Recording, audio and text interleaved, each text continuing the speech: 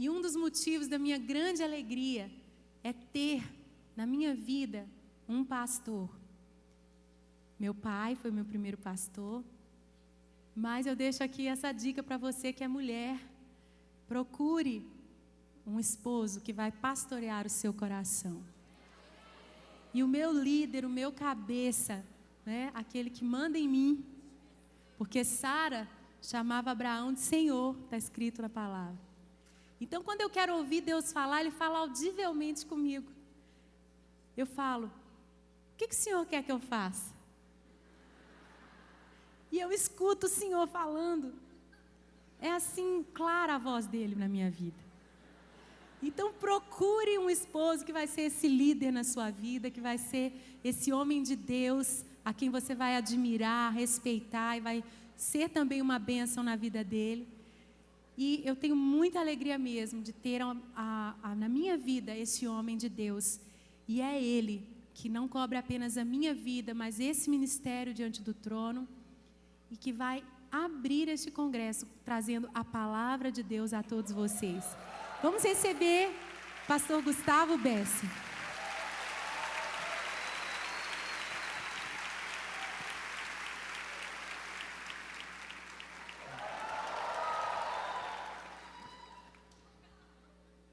Eu posso não parecer, meus irmãos, mas eu sou sim uma pessoa mais introvertida, sabe? Mais tímida. Então, nesse momento, eu não sabia se eu ficava vermelho, roxo. Uma das razões porque alguém já disse que a Igreja da Lagoinha tem esse formato, porque se parece com um ninho bem acolhedor. Por isso que a Ana disse para o pessoal chegar assim, bem para o meio dos bancos, para deixar as pontas livres, para ninguém ficar em pé, ok? Bem, meus irmãos, daqui a 2 anos, nós vamos comemorar 500 anos da Reforma Protestante. Nós vivemos um momento histórico, nós que estamos aqui vivos. Nós vivemos a passagem do milênio. Quantos viveram a passagem do milênio? Às vezes tem crianças aqui que nasceram, né? O Davi, o Isaac, não viu a passagem do milênio. Mas nós também teremos o privilégio e a oportunidade de celebrar esses 500 anos da Reforma Protestante. E por que ela é importante? Porque há 500 anos atrás, as pessoas eram proibidas de ler esse livro. Havia poucos exemplares da Bíblia e esses poucos exemplares ficavam acorrentados a prateleiras de bibliotecas. E as pessoas eram proibidas de ler esse livro. Sabe por quê? Porque sabia-se que se a pessoa ler esse livro, se alguém ler esse livro, a Bíblia, essa pessoa, se alguém é liberto, é transformado. E um dos grandes benefícios, um dos grandes avanços ou resultados da Reforma Protestante foi esse: colocar a Bíblia na mão de cada pessoa, para que cada pessoa pudesse ler a palavra de Deus. Nós precisamos da palavra. Eu me lembro que nos meus primeiros dias do seminário, um dos meus professores, um professor de sistemática, ele abriu a Bíblia em Romanos 15:4 e ele leu: porque tudo quanto outrora foi escrito para o nosso ensino, foi escrito para que pela paciência e pela perseverança mantenhamos a esperança. Então ele trouxe os nossos olhos ali no seminário de volta para a palavra. E se quisermos viver transformação na nossa vida, ainda que os cultos sejam maravilhosos, as vigílias no monte sejam tremendas, ainda que as celebrações sejam únicas, se essas expressões não estiverem pautadas na palavra, elas não valem nada. Porque o que muda a história de uma pessoa, o que muda a história de uma nação é a Bíblia, é a palavra de Deus. E hoje vivemos um momento curioso, estranho no Brasil, em várias partes do mundo. Nós temos muitos tipos de Bíblia, muitas versões de Bíblia, muitas cores de capa de Bíblia, Bíblias em muitos formatos, Bíblias no iPad, no telefone, no computador, Bíblias em MP3. Mas em muitos lugares, pouca Bíblia no coração. Há pouca gente que lê a Bíblia. Há pouca gente que se alimenta da palavra e por isso nós experimentamos tão pouca transformação no mundo. Porque o que muda o mundo é a palavra de Deus, não é a palavra dos homens, não são as festas dos homens, mas a palavra do Senhor que é viva, é eficaz, é mais cortante do que qualquer espada de dois gumes, está apta a penetrar o coração, dividir alma e espírito, discernir os pensamentos, intenções do coração do homem. É essa palavra, é sobre essa palavra que Paulo disse: eu não me envergonho do Evangelho. Por quê? Porque é poder de Deus para a salvação de todo aquele que crê. O Evangelho, a palavra, a Bíblia.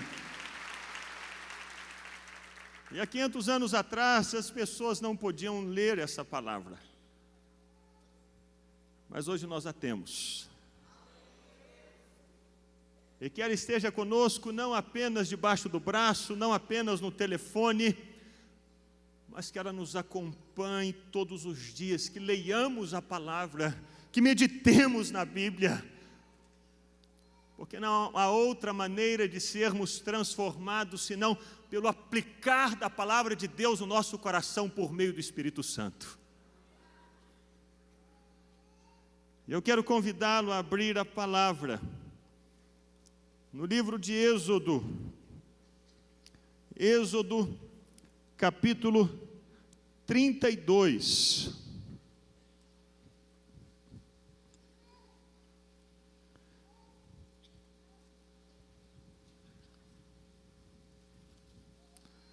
Dos versículos de 1 a 8. Êxodo 32, de 1 a 8.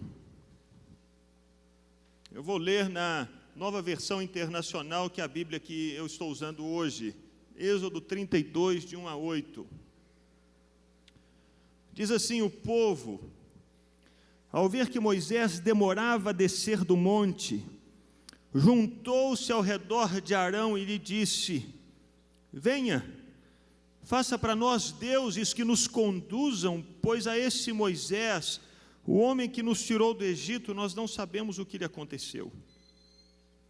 Respondeu-lhes Arão: tirem os brincos de ouro de suas mulheres, de seus filhos e de suas filhas e tragam-nos a mim.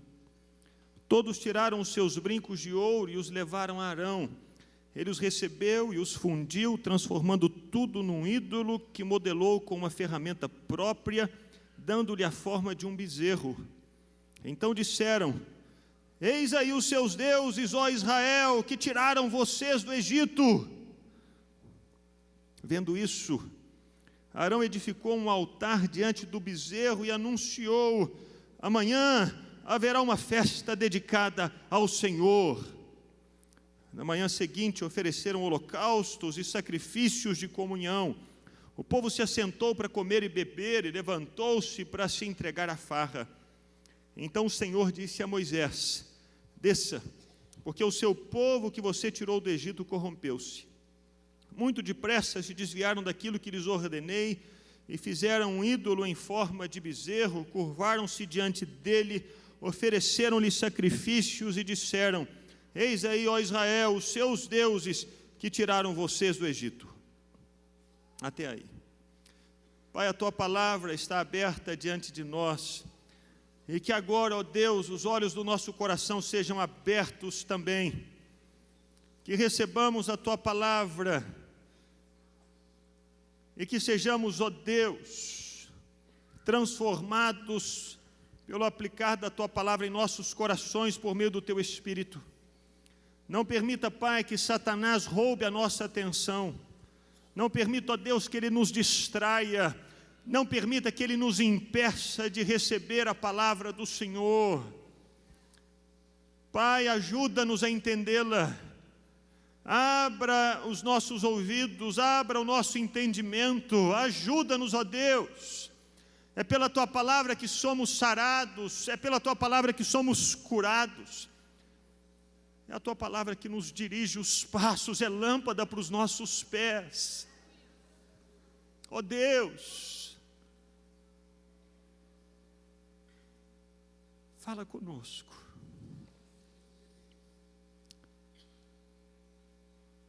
É o que te pedimos no nome de Jesus. Amém. Meus irmãos, não há como entendermos Êxodo 32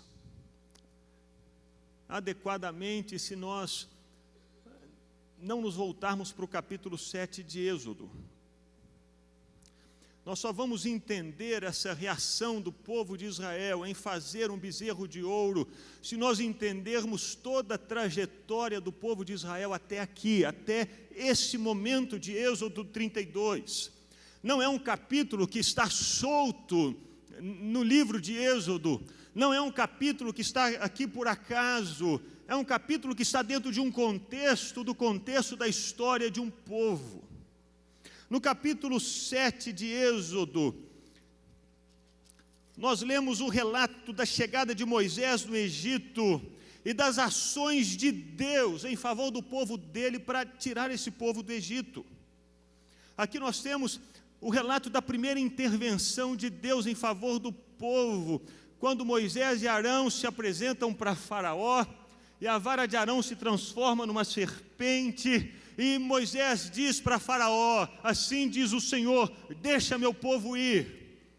Faraó se endurece, diz não, e então Deus manda Moisés ir até o rio Nilo, e Moisés, à vista de todo o povo do Egito e de todo o povo de Israel ali que estava nas proximidades, ele fere o Egito, e as águas se transformam em sangue. Logo na sequência, no capítulo 8, mais uma vez o povo de Israel vê a intervenção de Deus. E o Senhor fala com Moisés, Moisés se aproxima de Faraó, dizendo: Faraó, assim diz o Senhor, deixe o meu povo ir. Faraó se endurece de novo. E Arão estende a vara e rãs cobrem toda a terra do Egito. E os egípcios veem isso, e o povo de Israel vê isso, e o povo de Israel reconhece: Deus está conosco.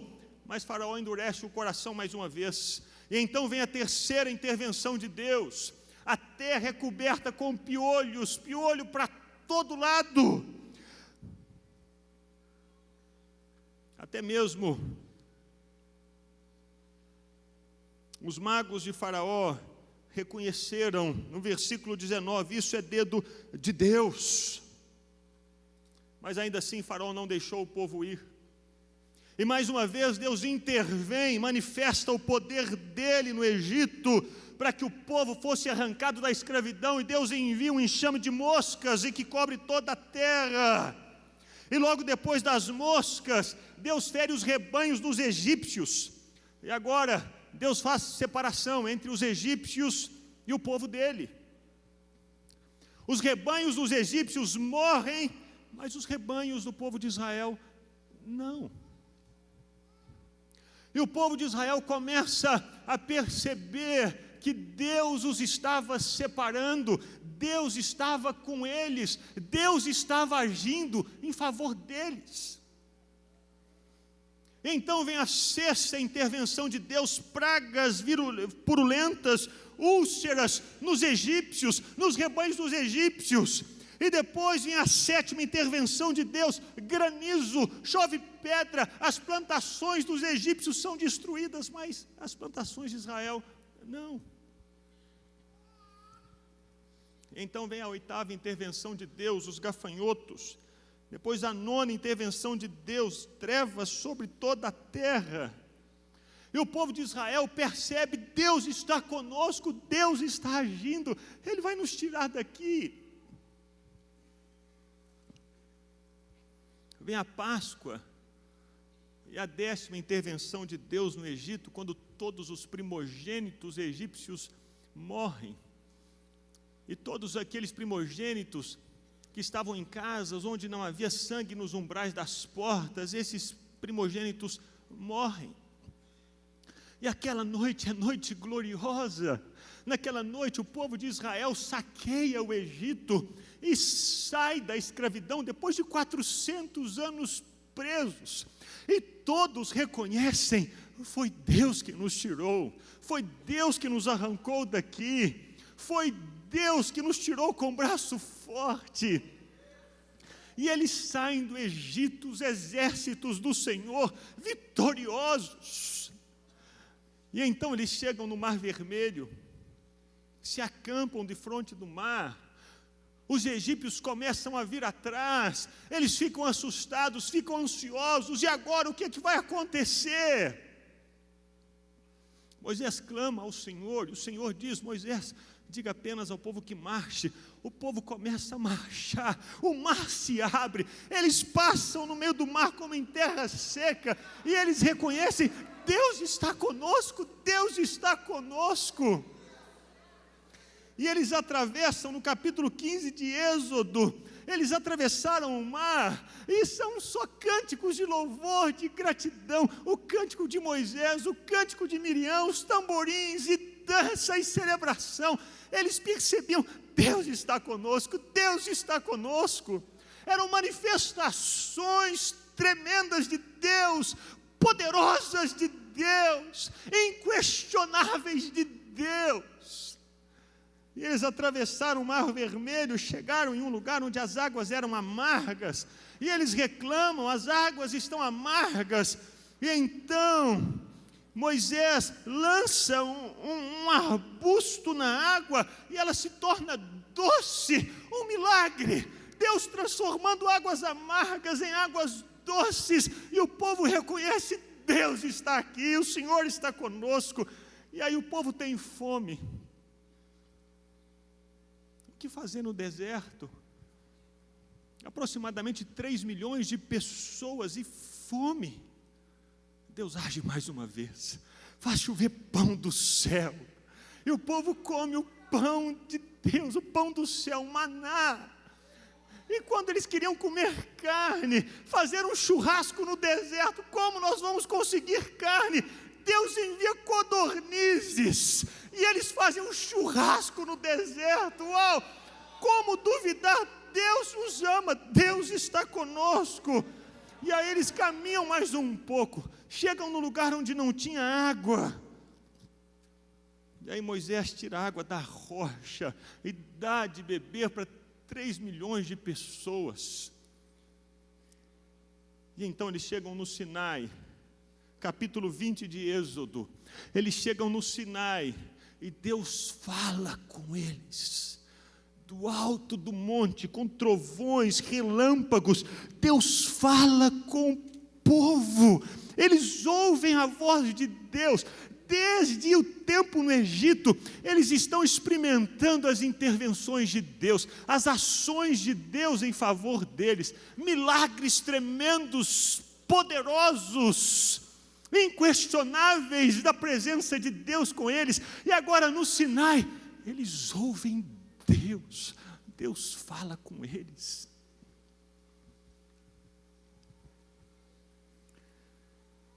Mas de repente, do capítulo 21 em diante, até o capítulo 31, Deus não fala mais com o povo.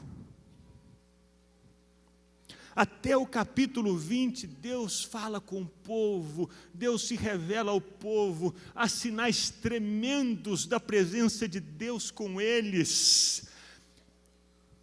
Mas a partir do capítulo 21, nós lemos que Moisés sobe um monte e Deus começa a falar só com Moisés.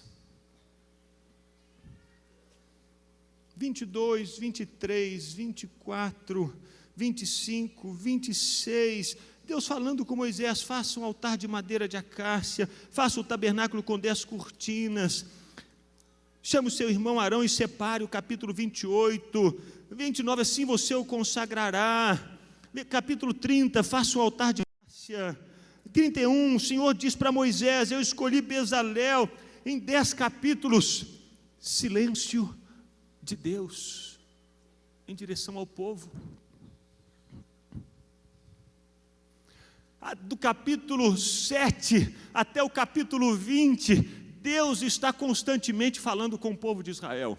Deus está o tempo todo se mostrando ao povo de Israel.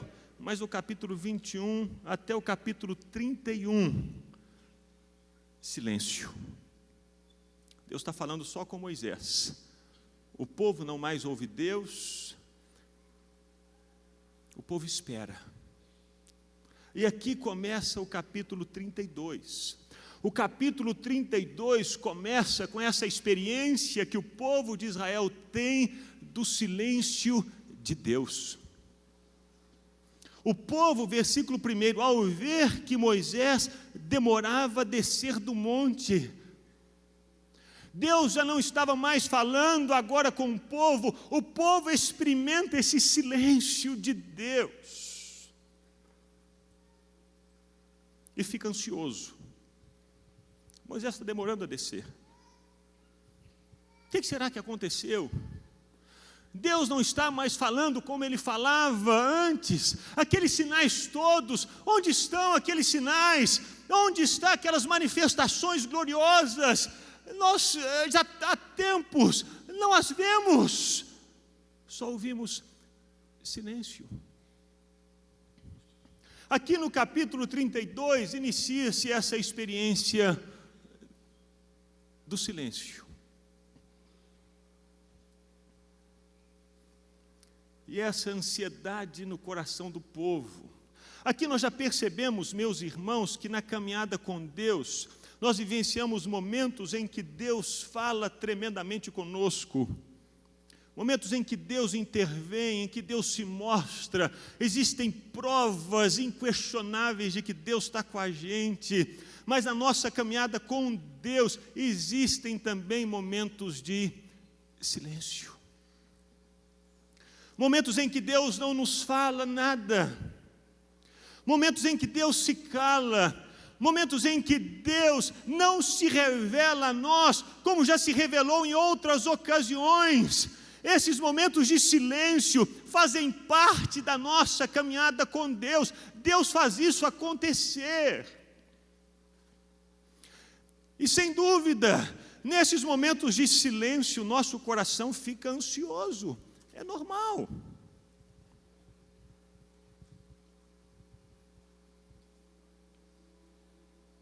A questão toda aqui no capítulo 32 é como vamos lidar com essa ansiedade que vem ao nosso coração por causa da experiência do silêncio com Deus. O que faremos com essa ansiedade que nos sobrevém quando as coisas mudam de direção? Quando de repente a nossa experiência é só Deus está falando, Deus está fazendo, Deus está agindo, Deus está operando, eu estou ouvindo Deus e de repente Deus fica em silêncio. O nosso coração fica ansioso, é normal. E agora? O que eu vou fazer? O que vai acontecer? Deus, cadê o Senhor? Davi passou por experiências assim. O Salmo 22 foi um dos salmos que Jesus usou quando estava na cruz. Jesus disse: Deus meu, por que me desamparaste? Esse é um salmo de Davi, o Salmo 22. Ali Davi vivia uma experiência do silêncio de Deus. E a questão toda, meus irmãos, é essa: como vamos reagir quando estamos ansiosos porque as coisas mudam?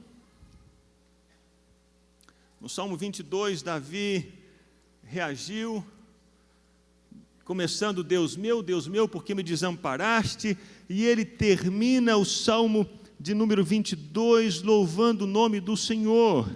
Ele se submeteu ao Senhor. Ele termina dizendo: Todos os confins da terra se lembrarão e se voltarão para o Senhor. Todas as famílias das nações se prostrarão diante dele, pois o Senhor é o reino, ele governa as nações. Ele começa: meu Deus, por que me abandonaste? Por que estás longe de salvar-me? Tão longe dos meus gritos de angústia. Meu Deus, eu clamo de dia, mas não respondes. De noite não recebo alívio. Essa é a experiência de Davi no Salmo 22. Ele vive essa experiência do silêncio de Deus. O coração dele fica ansioso e ele clama: Deus meu, onde estás? E não me respondes. Mas ele termina o salmo dizendo, versículo 27, todos os confins da terra se lembrarão e se voltarão para o Senhor. Todas as famílias das nações se prostrarão diante dele, pois do Senhor é o reino, ele governa as nações. A questão é: o que vamos fazer quando experimentamos esses momentos? Jesus viveu um momento assim, aproximadamente 2000 anos atrás, numa provavelmente quinta-feira como essa. Foi numa quinta-feira que Jesus estava ali no Getsemane. Numa quinta-feira como essa. Amanhã é a sexta-feira da paixão, não é? E temos o domingo da ressurreição, e numa quinta-feira Jesus estava no Getsemane. É ali no Getsemane, a oração de Jesus é essa oração ansiosa: Senhor, se possível, afasta de mim esse cálice sem que eu beba. Eu não quero, está difícil.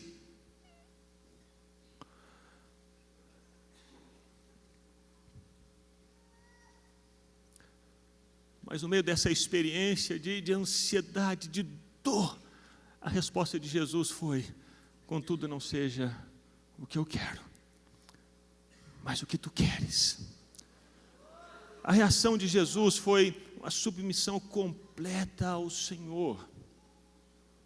Porque na nossa caminhada cristã, certamente vivemos momentos de glória, momentos de êxtase, momentos em que ouvimos claramente a voz de Deus, Ele fala conosco tão maravilhosamente, mas também na caminhada cristã vivemos momentos de silêncio de Deus. Senão nós não crescemos, senão somos e permanecemos crianças por toda a vida. O crescimento de uma criança, o crescimento saudável de uma criança, ele acontece quando a criança ouve os sims do pai e também quando a criança ouve os nãos do pai.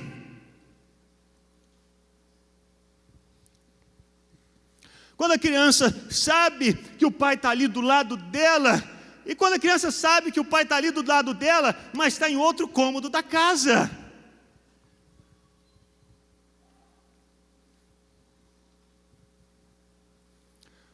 O vovô Márcio construiu uma casa na árvore, lá na casa dele. Ontem foi a primeira noite dos netos na casa da árvore.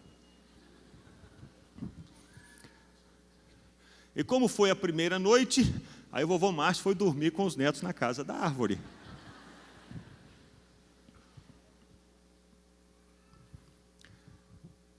Mas à medida que os meninos forem crescendo e se acostumando com a casa, o vovô Márcio não vai precisar dormir mais lá na casa. Ele vai poder sair e os netos agora vão poder dormir só ele. Já imaginou a festa? Isso faz parte do crescimento. Os momentos em que eu vou com os meus filhos até o quarto deles e os outros momentos em que eu falo assim: vai lá para o quarto. Mesmo sabendo que eles podem ter medo do escuro. Mas ainda assim eu falo com eles: pode ir, está tudo bem. Isso faz parte do crescimento. Faz parte do crescimento da criança para se tornar um adulto. Esse momento em que o Isaac essa semana chegou para nós e disse assim: eu queria levar o Benjamin sozinho para a sala dele na escola. Pode? O Isaac tem 9 anos e o Benjamin tem 5. E aí eu os deixei na porta da escola e disse: vocês têm que dar a mão. Aí o Benjamim segurou no ombro do Isaac e os dois entraram sozinhos na escola. Gente grande. Faz parte. Se a criança não vivencia esses momentos em que ela precisa enfrentar mudanças, ela não cresce. Aquelas crianças que são super protegidas, dizem assim, que criança assim é aquela criada com a avó, né? Porque a avó nunca fala não, né? Lá na casa do vovô e da vovó é só sim. Pode tudo. Geralmente essas crianças não crescem saudavelmente, porque elas só ouvem sim, sim, sim, tudo bem. Elas não têm essa experiência do começarem a andar sozinhas, essas experiências do silêncio do pai.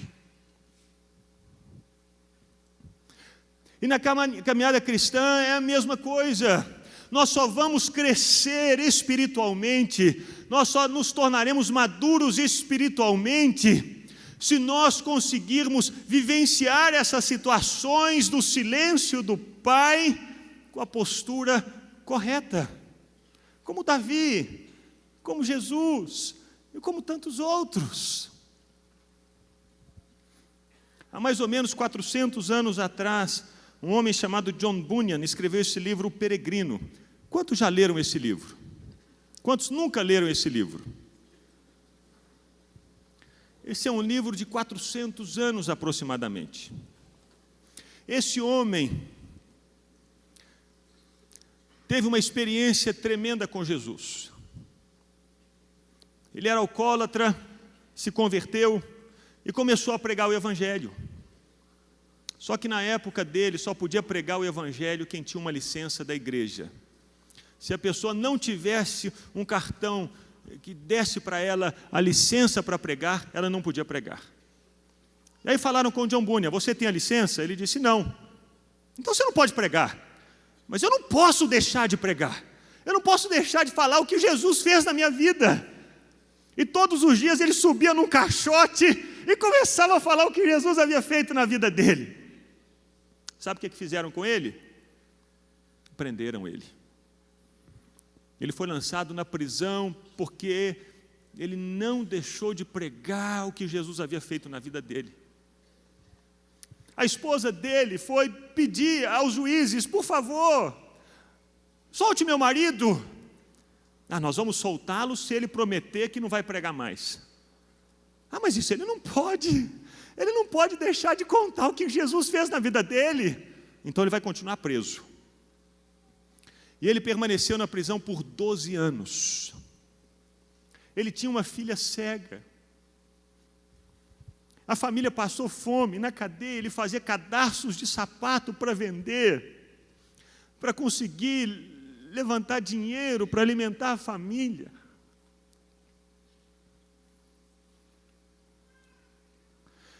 Viveu naquele momento o silêncio de Deus. Mas durante esse silêncio de Deus, ele escreveu esse livro, O Peregrino. E ele começa esse livro dizendo que um homem estava andando por um campo quando entrou numa caverna e adormeceu. E essa caverna era a prisão onde ele estava. E ele começa a narrar a trajetória do cristão até chegar à cidade celestial. E narra os encontros. Fala dos momentos do silêncio. Quando o cristão chega no pântano da desconfiança, e aí ele atravessa o pântano da desconfiança, chega até a porta estreita, aí encontra-se com o intérprete que ensina para ele a Bíblia, aí ele chega à cruz e livra-se do fardo que está nas costas dele, atravessa o desfiladeiro da dificuldade, encontra os leões e chega ao Palácio Belo, sai do palácio depois de receber mais instruções e luta com Apolion no Vale da Humilhação. Aí ele se encontra com um companheiro fiel, cruza os falsos mestres no caminho, entra na cidade onde estão a feira das vaidades, ali ele perde o seu amigo fiel que é morto, martirizado. No meio do caminho ele se encontra com outro companheiro esperançoso, e quando a caminhada vai ficando difícil, ele pega um atalho e chega no castelo da dúvida, que é governado pelo gigante desespero. E assim ele vai narrando a caminhada cristã, mostrando que existem momentos maravilhosos, mas existem os momentos do silêncio. Mas nesses 12 anos do silêncio de Deus, ele escreveu esse livro, que há 400 anos é publicado e se tornou o segundo livro cristão mais vendido no mundo. Só perde para a Bíblia. E a pergunta, meus irmãos, é uma só: o que nós vamos fazer quando nos deparamos com o silêncio de Deus e o nosso coração fica ansioso? Vamos escrever um salmo como Davi? Vamos entregar a nossa vida nas mãos do Pai como Jesus? Vamos escrever um livro que vai abençoar milhões de pessoas, fazendo-as entender que na caminhada cristã temos momentos de muita festa e momentos de tristeza, momentos de montanhas e momentos de vale, momentos de celebração e momentos de choro, e assim, escrevendo esses livros, abençoar a vida de muita gente. Ou vamos, como fizeram os israelitas, construir bezerros de ouro? Essa é uma das reações à ansiedade. A questão toda é essa: como lidamos com essa ansiedade que nos vem desse silêncio de Deus? O Deus que nos empurra para crescer, o Deus que nos chama a nos tornarmos maduros espiritualmente, que cria essas oportunidades para nos tornarmos mais fortes na fé. O que faremos com essas experiências? Cresceremos com elas? Ou escolheremos permanecer crianças para a vida toda? Essa é a história do bezerro de ouro. O povo de Israel vinha das experiências com Deus, mais experiência, outra experiência e outra experiência, e agora o silêncio de Deus. E então eles se aproximam de Arão e dizem assim: venha, faça para nós deuses que nos conduzam, pois a esse Moisés, o homem que nos tirou do Egito, nós não sabemos o que lhe aconteceu. Arão então os chama para tirarem os brincos das mulheres, dos filhos, das filhas, e trazerem esses brincos para ele. Todos tiraram os brincos. Arão recebeu os brincos, colocou no fogo e deu o formato daquele ídolo, o formato de um bezerro. E depois que ele apresentou o bezerro para as pessoas, ele disse: eis aí os teus deuses que te tiraram do Egito. Um bezerro. Por que um bezerro? Porque lá no Egito, um dos deuses, que era um dos maiores deuses no Egito, era um bezerro. Tem um autor cristão chamado Gary Collins, que é um psicólogo, ele diz assim, na ansiedade, palavras dele, ele diz assim: quando a ansiedade aumenta, a maioria das pessoas recorre inconscientemente a comportamentos e pensamentos que reduzem o sofrimento da ansiedade e ajudam a lidar com ela. Essas reações defensivas aparecem com frequência durante o aconselhamento. E sabe qual é uma das reações que aparece nesses casos de ansiedade com muitas pessoas? Ele diz: elas regridem a comportamentos infantis. Então, muitas pessoas, quando se deparam com situações que as podem levar a crescer, elas voltam lá atrás, a situação de criança. E foi o que Israel fez, nesse momento de crescerem, se tornarem mais fortes em Deus, mais maduros na fé. Eles voltaram lá atrás, quando ainda eram pequenininhos na fé. Voltaram a se lembrar daqueles ídolos que eles cultuavam no Egito. O nome desse ídolo no Egito era Amon-Ra. Foi descoberto pelos arqueólogos no século XX um hino que era um hino que era cantado a esse deus, Amun-Ra. Diz assim o hino: o bezerro que reside em Heliópolis, chefe de todos os deuses, o bom Deus, o amado, aquele que dá vida a todos os seres vivos e a todos os rebanhos, salve você, Amun-Ra, Senhor de tronos das duas terras, Senhor de tudo que existe, permanece sobre todas as coisas. Portanto, esse bezerro tinha um nome, o nome desse bezerro era Amun-Ra. Mas Israel já havia tido uma experiência com Yahvé, com Deus no meio do caminho. E agora, nesse momento de crescimento, quando eles começaram a experimentar o silêncio de Deus, ao invés deles permanecerem firmes, como Davi permaneceu, como Jesus e como tantos outros, eles voltaram lá atrás e construíram um bezerro. Só que eles batizaram esse bezerro. Sabe qual o nome que eles deram para esse bezerro? Foi Amun-Ra? Não. Eles mantiveram o bezerro e deram para o bezerro um novo nome. Sabe qual foi esse nome? Versículo 5. Vendo isso, Arão edificou um altar diante do bezerro e anunciou: amanhã haverá uma festa dedicada ao Senhor. Ele pegou aquele bezerro que eles conheciam da vida deles lá atrás no Egito, e eles batizaram esse bezerro com o nome de Deus, com o nome de Yahvé. Eles decidiram voltar às práticas antigas, mas deram a essas práticas antigas nomes mais santos, nomes mais aceitáveis. Era o mesmo bezerro, mas com um nome diferente. Era o mesmo bezerro, mas com uma nova roupagem. Eram as mesmas práticas do passado, mas com novas explicações. Eles misturaram a fé em Deus com as antigas práticas pagãs.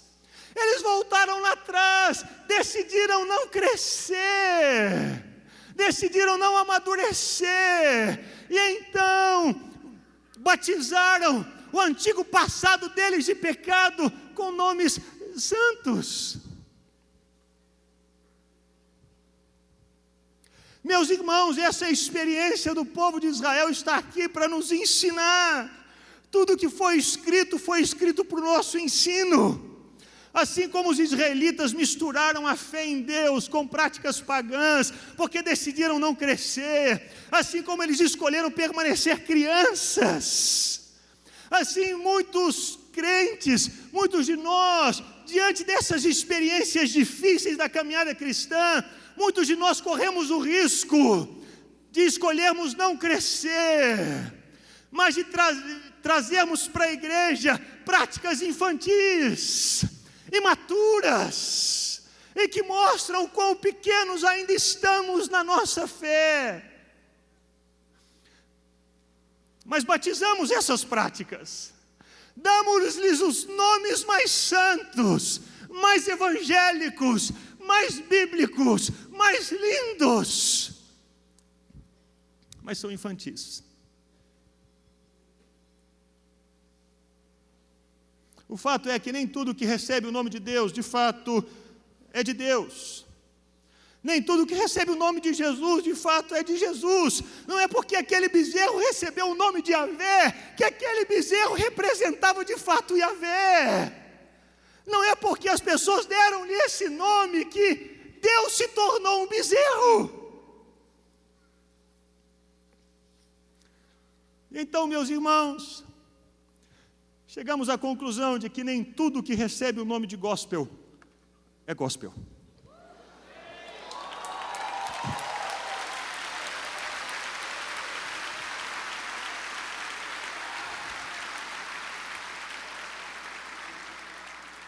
Deus nos chama a crescer.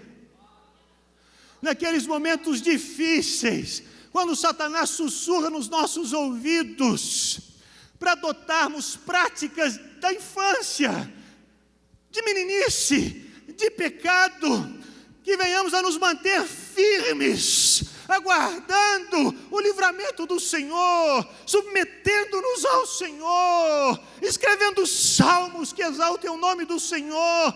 Não caiamos nas armadilhas, não permaneçamos crianças na fé, não construamos bezerros de ouro, não.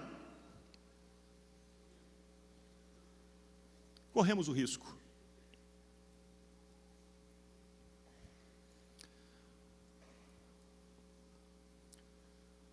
A religião do mundo em que vivemos hoje tem um nome. Essa religião chama-se entretenimento. Essa é a religião do século 21. Entretenimento. O entretenimento promete paz. A pessoa está angustiada dentro de casa. Aí de repente vem na cabeça dela, sabe de uma coisa? Você podia relaxar um pouco, vai no shopping. Entretenimento. E ela vai no shopping center e às vezes não precisa comprar nada. Ela olha as vitrines, entra nas lojas, se for mulher então, entra na loja, experimenta 57 roupas e não sai com nenhuma. Mas ela sai feliz. E ela volta para casa alegre. E mais alegre, ainda mais cheia de paz, se ela puder chegar em casa com 2 sacolas. Aí que ela fica... Isso é entretenimento. Nem toda mulher. E algumas mulheres chegam em casa, como é que elas chegam? Pede para o marido, liga do shopping e fala daquela promoção. Tem um desconto maravilhoso. Era 120, está saindo por 114,90.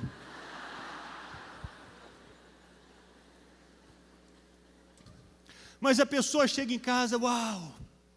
Às vezes ela está assim sobrecarregada, cansada, aí ela vai assistir um filme, ela chora, não é? Uau!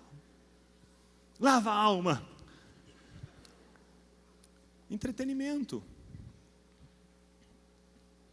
Às vezes ela vai num show, eu estou meio por fora de música, na época era um rock progressivo, hoje não tem mais, né, Jarley? Deve ter, né, cara? Um show qualquer que o cara faz um solo de guitarra bem suave. Tem gente que chora e cai no chão, e mulheres que gritam, e tiram foto. E voltam para casa assim, leves. Essa é a promessa do mundo onde vivemos. Se queres paz, entretenimento. Você está sentindo pesado, cansado, sobrecarregado? Aí eles fazem uma propaganda de uma pessoa cansada e de repente ela vê o carro dos sonhos, ela entra no carro, uau, ela dirige o carro e ela sai nas nuvens, ou toma um Red Bull que dá asas. Entretenimento. Essa é a religião do mundo. Porque como religião, o entretenimento promete preenchimento da vida, promete paz, promete alegria, promete satisfação, promete novos relacionamentos, promete vida nova. O mundo tem uma religião e ela se chama entretenimento. As pessoas preenchem a vida ou buscam preencher a vida com entretenimento. Sejam pobres, sejam ricas. É um passeio de um iate, de uma lancha, e fazem disso o sentido da vida. E o problema é que, quando muitas dessas pessoas convertem, elas imaginam que o culto a Deus também tem a ver simplesmente com elas, e pensam que o culto é entretenimento. Não é aquela adoração ao Senhor por causa do Senhor, mas é um bezerro de ouro que elas constroem segundo o desejo delas, para adorarem esse bezerro de ouro. não se preocupam com o Senhor, não aguardam a vinda do Senhor, não permanecem com o coração nele, mas querem registrar um momento com o celular. Tic, tic, tic. Esquecem Deus, esquecem tudo.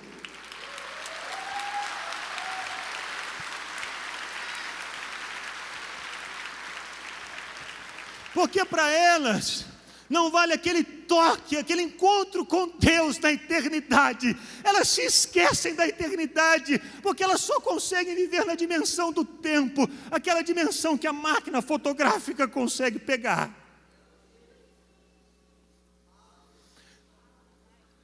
Elas perdem o culto, elas perdem a adoração, elas perdem Deus, porque elas estão preocupadas com a foto que vão colocar no Instagram, com o registro que farão no Facebook. Elas se esquecem, elas imaginam que o culto é entretenimento, é uma foto que tiram para conseguirem mais likes no Instagram, ou mais likes no Facebook, e assim vivem. O culto tem a ver com elas, com o ego delas, com os seguidores que elas terão, não tem a ver com Deus. Elas constroem bezerros de ouro, se perdem.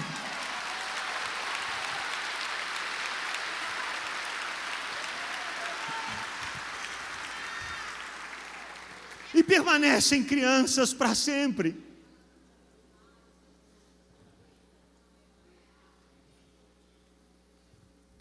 Permanecem crianças, não crescem, porque não sabem esperar, não sabem aguardar a vinda do Senhor. Elas ficam coçando, mas quando que vai ser? O que vai acontecer? Quando é que vai cantar aquela música Me Ama? É ela que eu quero ouvir, Me Ama. Elas não conseguem.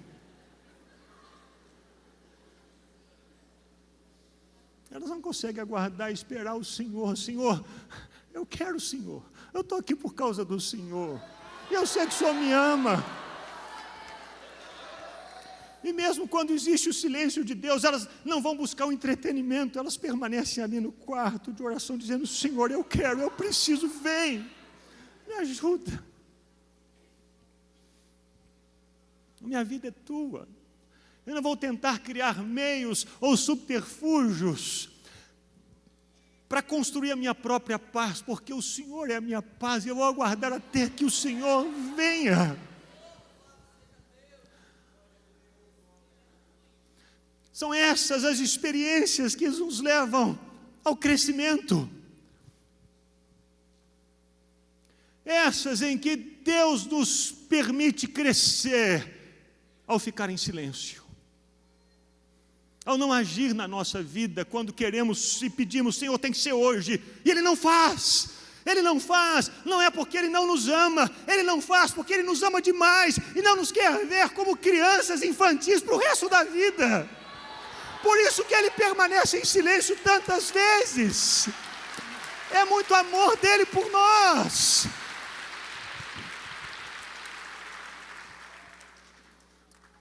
Mas quantos não são os que têm construído esses bezerros de ouro, porque querem satisfazer a própria vontade, lembram-se do passado, de experiências do passado, batizam essas experiências com nomes gospel, e imaginam que está tudo bem.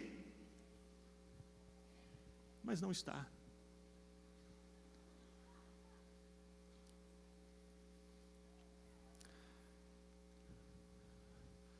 Deus nos chama a crescer, meus irmãos, a nos tornarmos maduros na fé. E a maturidade na fé só acontece nas nossas vidas quando, nos momentos do silêncio, quando o nosso coração fica ansioso, ao invés de regredirmos e voltarmos às práticas infantis, nós permanecermos firmes, confiando na bondade do nosso Deus.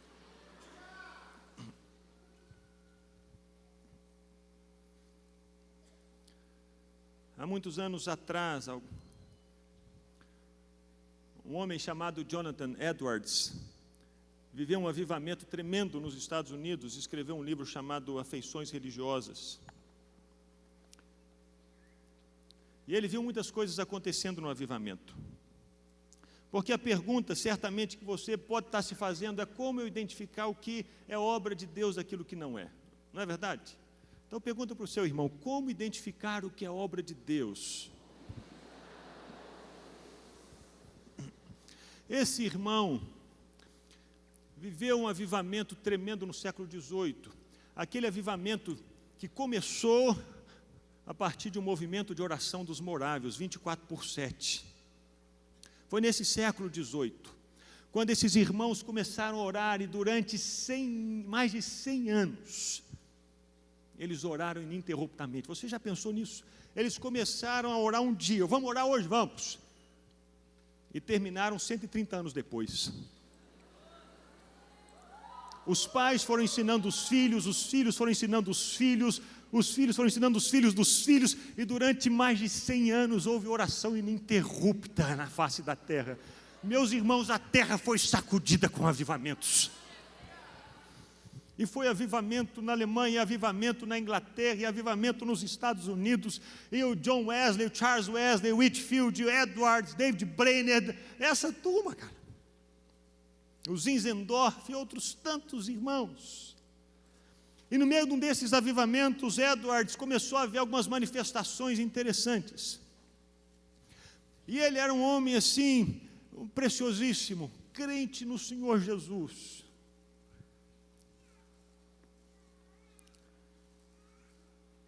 E ele escreveu esse livro, buscando registrar aquilo que ele havia visto nos avivamentos, e aqueles sinais que ele disse, esses são os sinais confiáveis da obra de Deus. E esses não são necessariamente evidências do trabalho de Deus. Então ele disse assim, sinais que não são necessariamente sinais de que Deus está agindo. Pode ser Deus, mas pode ser a carne, pode ser o diabo. Deus pode fazer, é verdade, mas pode haver confusão. Então ele olhava para esses sinais e dizia, pode ser Deus, mas pode também não ser. Então, não quer dizer que porque isso está acontecendo é porque é Deus que está agindo, eu tenho que ficar cauteloso. Então ele diz assim, e são sinais que podem ser de Deus como podem não ser. Por exemplo, intensas experiências religiosas. Pode ser, como pode não ser. Experiências intensas que levam a pessoa a tremer. Pode ser de Deus? Pode, mas pode não ser. Quando a pessoa fala com fluência, com fervor, palavras espirituais, pode ser Deus? Pode, mas pode não ser. Pode, não é verdade? Certa vez, Pedro falou com Jesus e era Satanás na boca de Pedro. Não era? Pode ser como pode não ser. Experiências que a pessoa tem que deixa a pessoa sem controle. Pode ser de Deus? Pode, mas pode não ser também. Uma aparência, uma experiência que leva a pessoa a lembrar versículos da Bíblia. Pode ser Deus fazendo a pessoa lembrar versículos da Bíblia? Pode, mas também pode não ser. Até Satanás usou a Bíblia para tentar Jesus, não é? Pode não ser. Pode ser Deus, como pode não ser. Experiências que tragam uma alegria imensa. Pode ser de Deus? Pode, mas pode não ser também. E assim ele vai tratando essas experiências. E aí ele coloca alguns sinais de que aquela obra é de Deus mesmo. Então ele diz assim, os verdadeiros crentes mostram afeições divinas, eles amam as coisas de Deus,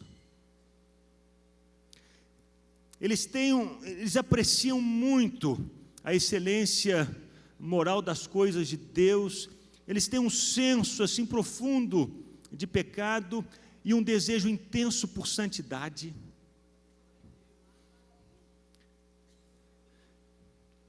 Eles têm aquela convicção espiritual da realidade das coisas divinas. Eles têm humildade. aquela humildade que é espiritual.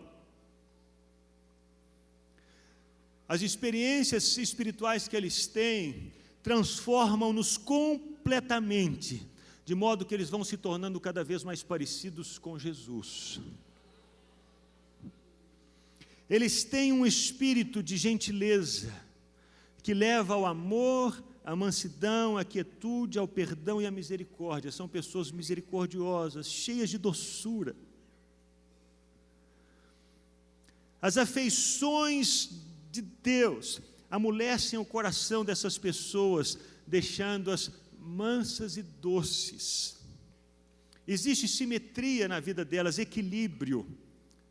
Elas vivem uma vida equilibrada. Eles lutam espiritualmente. Eles têm essa busca intensa por Deus, fome e sede de Deus, das coisas de Deus. É uma busca constante e equilibrada. E que mostram que elas vão sendo transformadas a cada dia. O fruto do Espírito, qual é? Amor, alegria, paz, longanimidade, benignidade, bondade, fidelidade, mansidão, domínio próprio. As experiências de Deus, quando é Deus que está agindo, Deus vai transformando a vida dessa pessoa sobre quem Ele está agindo, de modo que ela se torna cada vez mais parecida com Jesus. Então pode ser que uma pessoa trema e caia no chão, se ela levantar ali mais parecida com Jesus, uau, foi Deus! Mas se ela levantar xingando o outro que foi levantar ela, não tem nada de Deus, é carne. É carne. Eu me lembro uma vez no acampamento, aquele mover de Deus maravilhoso, e tinha uma irmã sapatinho de fogo. Estava lá, lindo, Deus pode fazer isso. E aí de repente, a Ana falou assim, não, irmã, está tranquila. Ela estava caindo, a Ana foi segurar a irmã e disse, que isso, irmã? Pode deixar que eu estou na boa. Falou. Falei, meu Deus, é diferente. Ela ficou meio que brava. Não tem como ser de Deus, porque se é uma ação de Deus na vida da pessoa, o Deus que age, deixa da presença dele na vida dessa pessoa, e essa presença de Deus na vida da pessoa, não tem como não transformar essa pessoa para torná-la cada vez mais parecida com o Senhor. Não tem como. Ela se torna mais doce, mais mansa, mais misericordiosa, mais amável. Então não adianta, se a pessoa vai na casa de oração e passa a noite inteira orando, 24/7, e ora em línguas e pula, e quando ela sai dali, encontra o irmão, ela xinga o irmão, ela briga com o irmão, ela se ira com o irmão. Não foi nada de Deus que ela experimentou ali, foi carne pura. Foi um bezerro que ela construiu ali, e ela foi ali para satisfazer as concupiscências do coração dela, porque se fosse Deus, ela sairia dali doce, mansa, alegre, amorosa, misericordiosa. É o adolescente que passa a noite em vigília e chega em casa e briga com o pai e a mãe. Como é que ele pode ter se encontrado com Deus? Não se encontrou. Ele se encontrou foi com o próprio ego, com um bezerro de ouro que ele construiu. Porque se ele tivesse se encontrado com Jesus, ele ia se encontrar com o papai e a mamãe, cheio de abraço, ternura, gratidão, amor. É a minha irmã que participa de uma reunião de oração, a um congresso de mulheres, e volta para casa amando o marido. Isso é Deus encontrou a irmã. Mas se ela volta xingando, ela não encontrou Deus. Ela foi no congresso e ao invés de olhar para o Senhor, ela ficou tirando foto com o seu bezerro de ouro.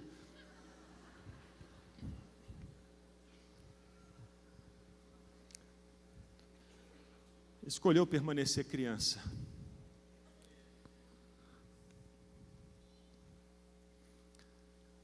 Meus irmãos, Deus nos ama demais Por isso Ele não quer que sejamos crianças a vida toda. Por isso Ele nos leva a viver experiências das mais diversas. Ele faz isso para que cresçamos. E os eventos, meus irmãos, que às vezes acontecem aqui ou em lugares abertos, diga para o seu irmão assim: não é show. Não pode ser show. Tem que ser culto a Jesus.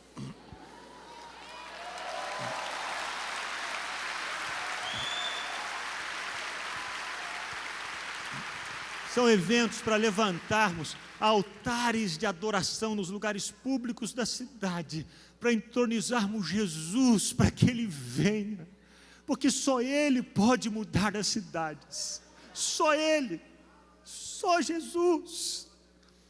E que esses eventos se multipliquem pelo Brasil, mas que de fato altares de adoração a Jesus sejam levantados, e não altares diante de bezerros de ouro.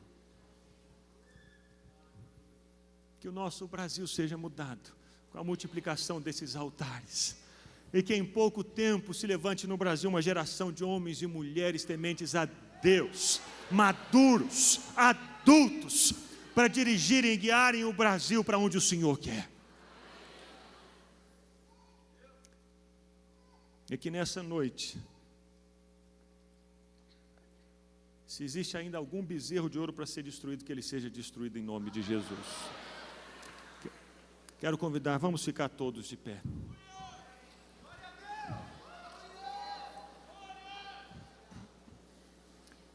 Vamos orar, feche os seus olhos.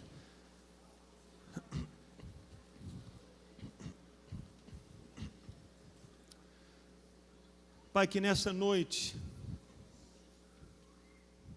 todos aqui escolhamos, se temos construído bezerros de ouro, porque não queremos crescer, que nessa noite todos façamos a escolha de crescermos, de nos tornarmos maduros na fé,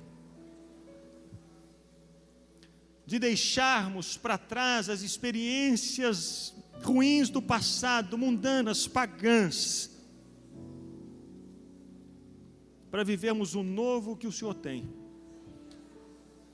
E o Senhor nos chama não para o entretenimento, o Senhor nos chama para um culto de adoração a Jesus de Nazaré. O Senhor nos chama não para ovacionarmos celebridades e criarmos celebridades gospel evangélicas. Não, o Senhor nos chama para nos unirmos uns aos outros como adoradores de Jesus. Por isso, ó Deus, livra-nos dessa mentalidade mundana, pagã, de celebridades gospel evangélicas. Senhor, livra-nos disso, não queremos isso. Livra-nos desses bezerros de ouro.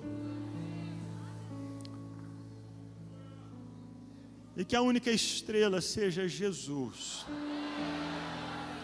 a doce estrela da manhã, raiz de Davi, o leão da tribo de Judá, o príncipe da paz, o Senhor de todos os senhores, o rei sobre todos os reis.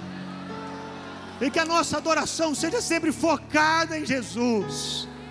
E que nas nossas reuniões, ó Deus, possamos abraçar uns aos outros, entendendo que são irmãos amados, irmãs amadas.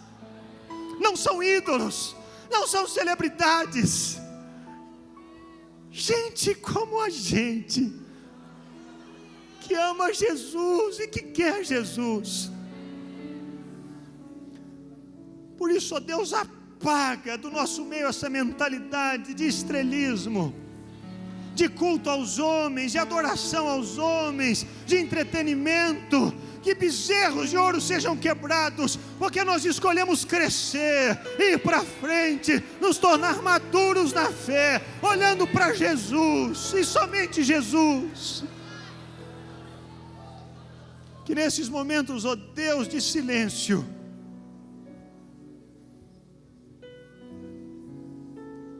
que possamos permanecer firmes, aguardando a vinda do Senhor.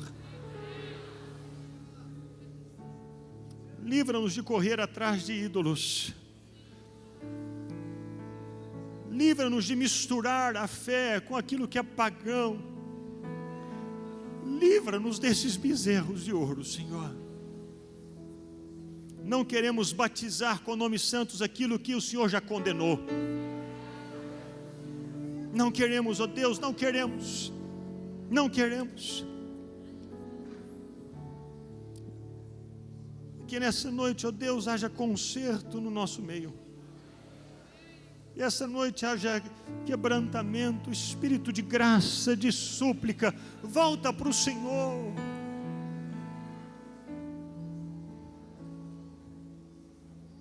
E que somente Jesus seja o centro da nossa vida, Jesus, o tudo, o único. Que seja assim, Senhor. Que seja assim. É o que te pedimos, Pai, no nome de Jesus. Amém.